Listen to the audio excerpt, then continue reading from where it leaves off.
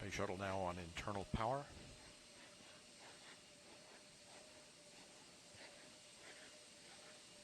Liquid oxygen and liquid hydrogen fill and drain valves are closed.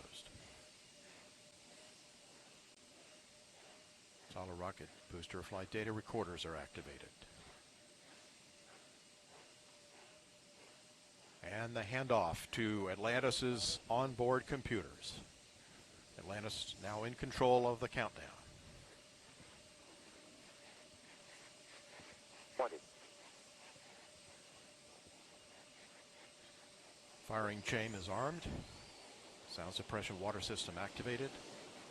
T-minus 10, 9, 8, 7, 6, 5, 3, 2, 1, 0, and liftoff of Space Shuttle Atlantis on a mission to build, resupply, and to do research on the International Space Station.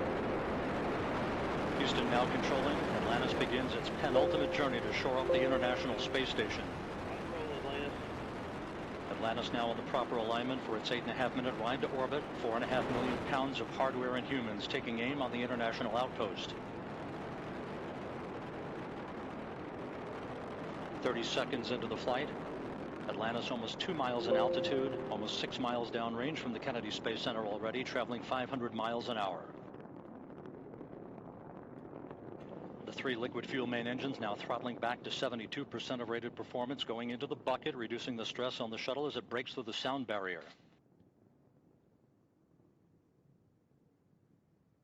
55 seconds into the flight, all systems operating normally, 900 miles an hour. The speed of Atlantis right now, 6 miles in altitude, 9 miles downrange.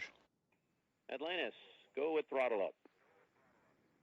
Copy, go with throttle up. The throttle up call acknowledged by Commander Charlie Hobaugh, joined on the flight deck by pilot Butch Wilmore, flight engineer Randy Bresnik, and Leland Melvin. Seated down on the middeck are Mike Foreman and Bobby Satcher, kicking off their work week with a Monday commute to orbit. 1 minute, 30 seconds into the flight. Atlantis 13 miles in altitude, 15 miles downrange, traveling almost 2,000 miles an hour.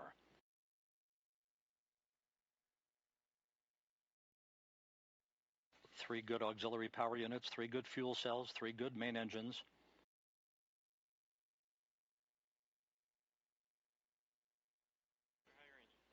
One minute, 50 seconds into the flight. 10 seconds away from solid rocket booster separation.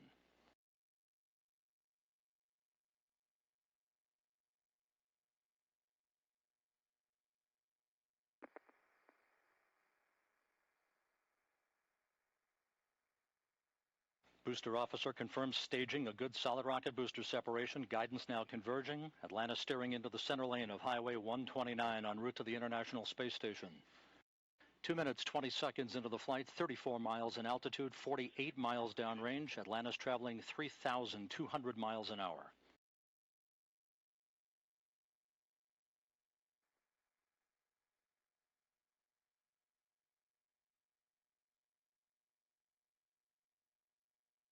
The propulsion officer in mission control reports that the orbital maneuvering system engines have ignited. Atlantis kicking on the afterburners. Copy, 2 engine down. Atlantis flying on the singular power of its 3 liquid fuel main engines, draining about a half a ton of fuel per second from the large fuel tank. Coming up on the 3-minute mark into the flight, Atlantis 46 miles in altitude, 81 miles downrange, traveling almost 4,000 miles an hour. Atlantis speeding straight as an arrow toward its date with the International Space Station Wednesday morning.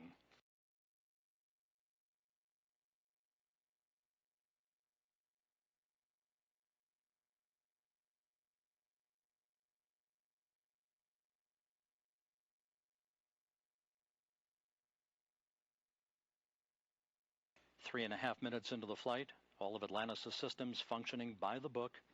55 miles in altitude, 120 miles downrange, traveling almost 5,000 miles an hour.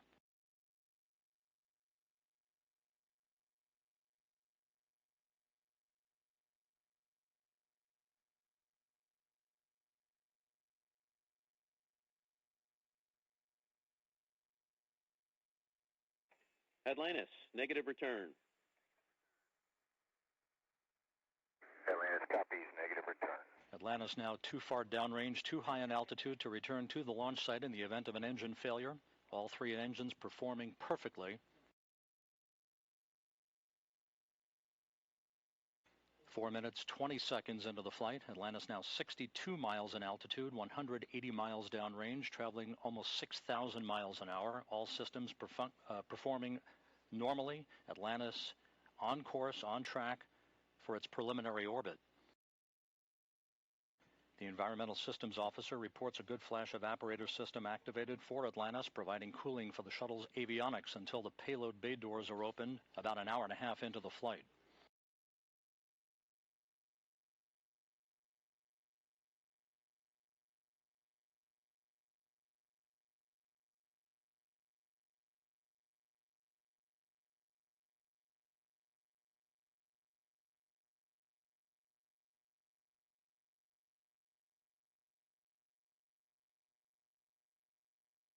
Atlantis, press to ATO.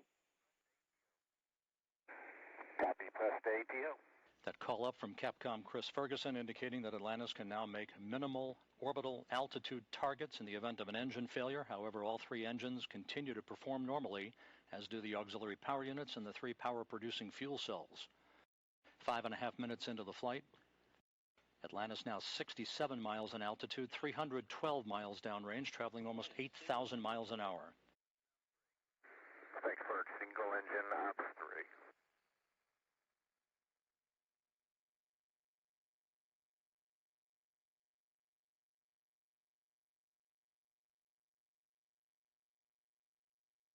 Atlantis now beginning to roll to a heads-up position, the main engine swiveling, enabling the shuttle to move to a heads-up position above its fuel tank, gaining more favorable communications through the tracking and data relay satellite system as it heads uphill.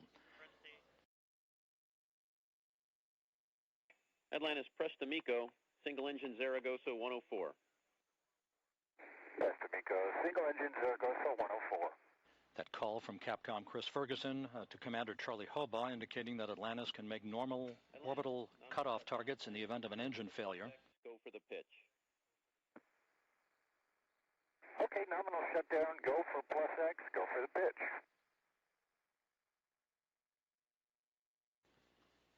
Now 6 minutes, 45 seconds into the flight.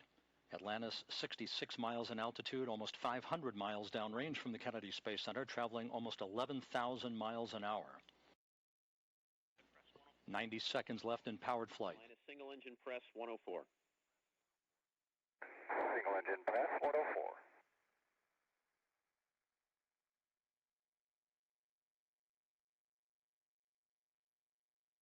Coming up on the 7.5-minute mark into the flight, the main engines will once again be throttled down to limit the stress on the shuttle and its 6 crew members to that of 3 times the effect of gravity.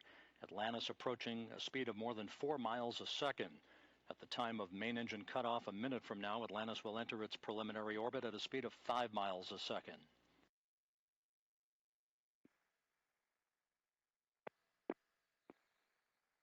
Seven minutes, 40 seconds into the flight. Atlantis providing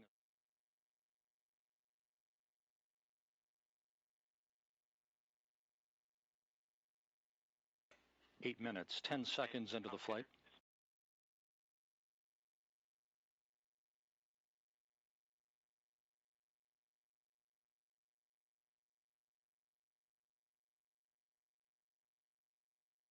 Standing by for main engine cutoff.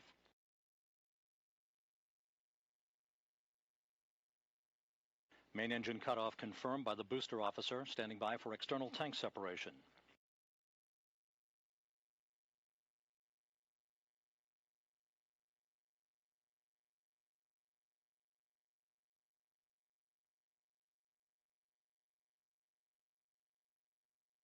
And the bird's eye view from the external tank camera of external tank separation. Atlantis now in its preliminary orbit. Commander Charlie Hobaugh will now maneuver Atlantis so that cameras embedded in the shuttle's umbilical well can perform photography of the discarded external fuel tank. And Mike Foreman and Leland Melvin are about to use digital still and video cameras to capture handheld imagery of the tank for downlink a few hours from now. A flawless climb to orbit for the shuttle Atlantis and its 6 crew members en route now to the International Space Station. Nico, OMS 1 is not required.